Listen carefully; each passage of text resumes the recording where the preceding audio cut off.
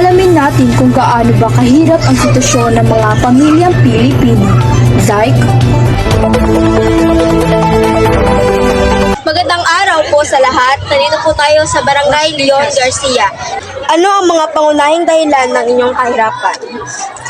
Siyempre kanang mahal ang bugas. Lahat tanan pa mahal. 51% nagsabing sila ay mahirap.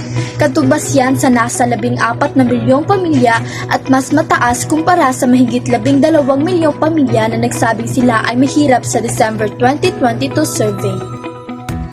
Maraming pamilya ang hindi kaya ipadala ang kanilang mga anak sa paaralan o magbayad para sa mga pangunahing gamit sa paaralan tulad ng kwaderno, ballpen at lapis at iba pa nang dahil na rin sa kahirapan.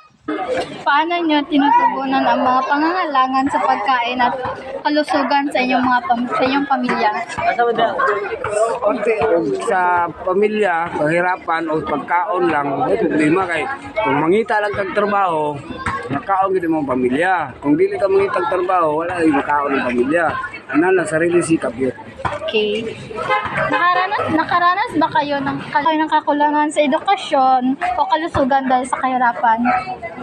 Permanente na siya kanang kalusugan o kahirapan, permanente na siya. Di nato maiwasan ang ato ang financial sign natay wala kay makuha nga financial, wala kay makuha nga trabaho, wala kay makuha nga income, kundili nagi na siyang sa hirapan, kalusugan sa tao, laki ng pagkaon ng pamilya, trabaho ang ginikanan, trabaho ang amahan, ang inahan, manang gisaligan ra, maori mga sanang dahil kung basurero ka o unsa, kulang din siya sa pagkaon sa mga bata.